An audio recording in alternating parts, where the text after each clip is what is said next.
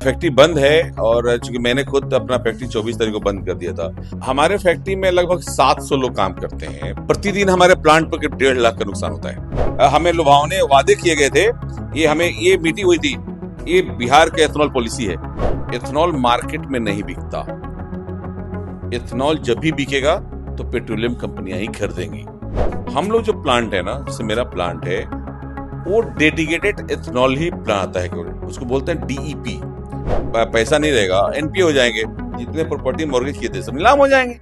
नमस्कार, आप देखना शुरू कर चुके हैं लाइव सिटीज को। मैं नाम अभिषेक है। बिहार में 1 करोड़ लोगों को रोजगार देना है। अगले 5 सालों में प्लान तैयार किया गया है कि 1 करोड़ लोगों को रोजगार देना है और इसको लेकर 150 कंपनियों के साथ उद्योग विभाग बैठक कर रहा है। लेकिन माफ कीजिएगा, बिहार सरकार को मिर्ची लगेगी इस खबर पर। लेकिन आपको बताना चाहते हैं, बिहार में इथेनॉल पॉलिसी लाई गई थी, इथेनॉल प्लांट लगाए। कई बिहार के लोगों ने इथेनॉल प्लांट में इन्वेस्टमेंट किया और करोड़ों रुपए का इन्वेस्टमेंट किया, इथेनॉल प्लांट लगाए। लेकिन बिहार में आपने देखा ही है किस तरीके से चीनी मिलें भी बंद हुई थी, अब इथेनॉल प्लांट भी बंद हो रहे हैं और करीब 25,000 लोगों का रोजगार छिन चुका है। ऐसे में बिहार के जाने माने उद्योगपति अजय सिंह जी हमारे साथ हैं। इनका भी इथेनॉल प्लांट है और ये भी बंद होने की कगार पर है। लेकिन क्या करिएगा, ये उस क्षेत्र से आते हैं और समाज सेवी भी हैं, राजनीति में रुचि है तो इथेनॉल प्लांट चला रहे हैं। इधर कुछ दूसरी कंपनी होगी इसलिए इथेनॉल प्लांट चला रहे हैं आप, लेकिन और लोगों की तो बंद हो गई। कई प्लांट बंद हो चुके हैं, रोजगार छिन चुका है। आप लोग तो नेता भी हैं बीजेपी के। आपने इथेनॉल पॉलिसी के समय भी आपने कहा हाँ अच्छी पॉलिसी है, उद्योगपति आ रहे हैं बिहार में, 150 कंपनियां फिर बिहार में आ रही हैं। वो लोग भी ऐसे ही हाल होगा क्या? नहीं, ऐसा हाल नहीं होगा। अब चूंकि हम तो प्रयास करते हैं कि बिहार में कैसे उद्योग लगे, और मैं इसी उम्मीद के साथ आज भी खड़ा हूं। और मुझे पूरा भरोसा है अपने बिहार सरकार पर, नीतीश जी पर और हमारे डिप्टी सीएम और सरकार पर। अब क्या करें। क्या कठिनाई आ रही है इथेनॉल प्लांट? अभी एथेनॉल में स्थिति ये है कि चूंकि बिहार में एथेनॉल का उत्पादन 84 करोड़ लीटर होता है सालाना, और 2025 के अक्टूबर तक पूरा 100% एलोकेशन मिलता था सप्लाई का। अब चूंकि एथेनॉल की समझने की जरूरत है। एथेनॉल मार्केट में नहीं बिकता। एथेनॉल जब भी बिकेगा तो पेट्रोलियम कंपनियां ही खरीदेंगी। हम लोगों से 2022 में ओएमसी ने एग्रीमेंट किया था, इंडियन ऑयल, बीपीसीएल, आईओसीएल ने, कि आपसे 10 साल तक जो भी एथेनॉल बनाएंगे, जो भी डिजाइन कैपेसिटी है आपका, पूरा आपसे एथेनॉल खरीदा जाएगा। और हम लोग 2024 में प्लांट चालू भी हो गया, वो किसी का 23 भी चालू हो गया, और पूरा अच्छा सप्लाई चल रहा था। लेकिन 1 नवंबर 2025 से सप्लाई को 50% कर दिया गया बिहार का। अब बिहार के साथ साथ महाराष्ट्र का भी कुछ, जितने भी ग्रेन बेस्ड प्लांट थे, उनके साथ ऐसा किया गया। जबकि बस समझने की जरूरत है, हम लोग जो प्लांट है ना, जैसे मेरा प्लांट है, वो डेडिकेटेड एथेनॉल ही बनाता है। केवल उसको बोलते हैं डीईपी, डेडिकेटेड एथेनॉल प्लांट। हम दूसरी चीज नहीं एथेनॉल, बना सकते? हम दूसरी चीज नहीं बना सकते। जिसके चलते अब हमें मार्केट में, अब देखिए मेरा, हम जब याद है मोदीन 2022 में जब बैंक से हम लोन के लिए जाते थे, तो बैंक तैयार नहीं था।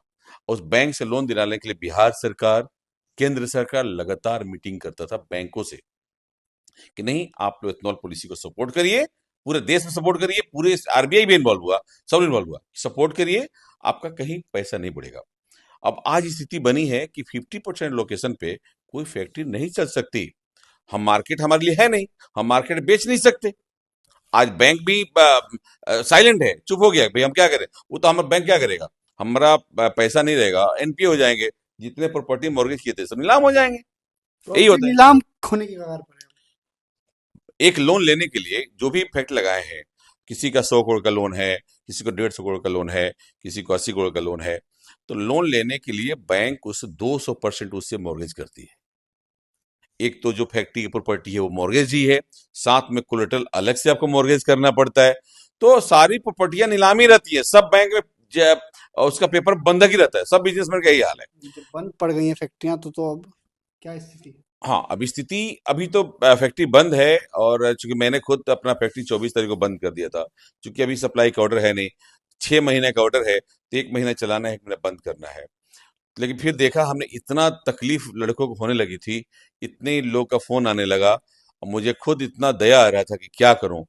तो एक हम फैक्ट्री में, आपकी फैक्ट्री में कितने रोजगार? हमारे फैक्ट्री में लगभग 700 लोग काम करते हैं, प्रत्यक्ष अप्रत्यक्ष तौर पे देखा जाए तो जिसमें कि 300 तो ऐसे लोग हैं जो कि डेली बेस पे काम करते हैं, मजदूर, जो कि डेली उनका unloading, loading, packaging, cleaning, housekeeping, everything, बहुत सारा काम करते हैं।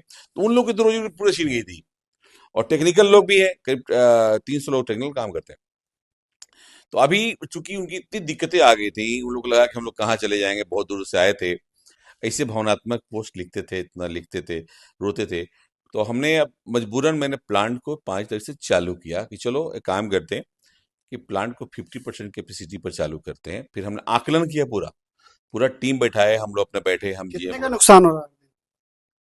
प्रतिदिन हमारे प्लांट पर करीब 1.5 लाख का नुकसान होता है।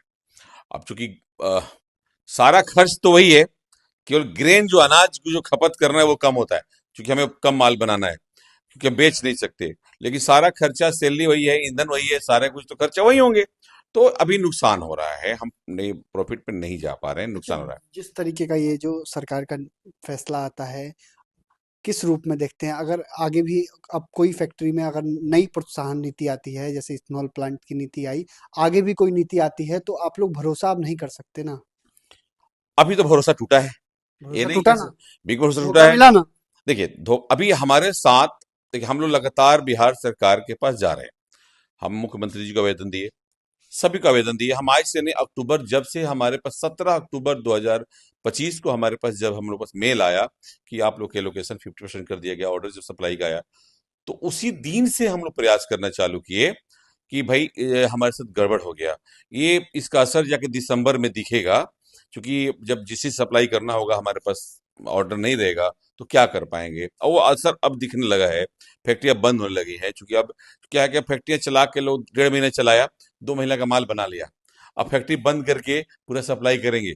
हमारी फैक्ट्री में पूरा जनवरी का माल बना हुआ था, दिसंबर में ही बन गया था। तो चूंकि ऑर्डर आगे रहता कंटिन्यू, तो पूरा चलता प्लांट।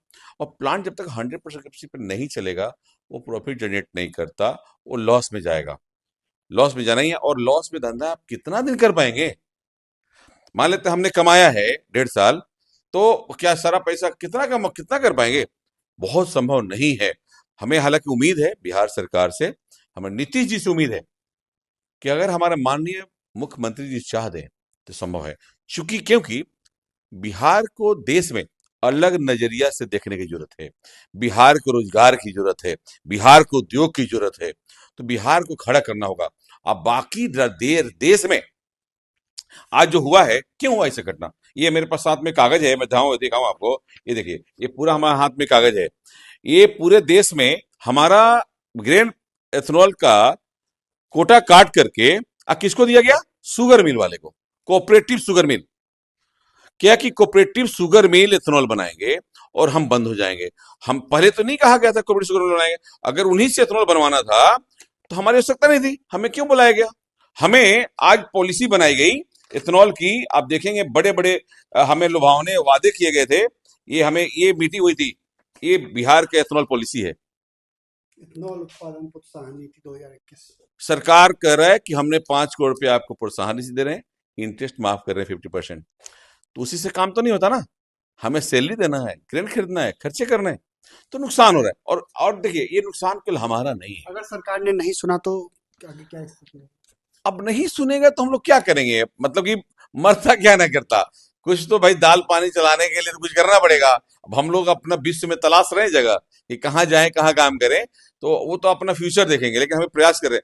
इसलिए बताऊं आपको, इथेनॉल का 50% लोकेशन से केवल हमें ही नुकसान नहीं है, बिहार के किसानों को नुकसान है।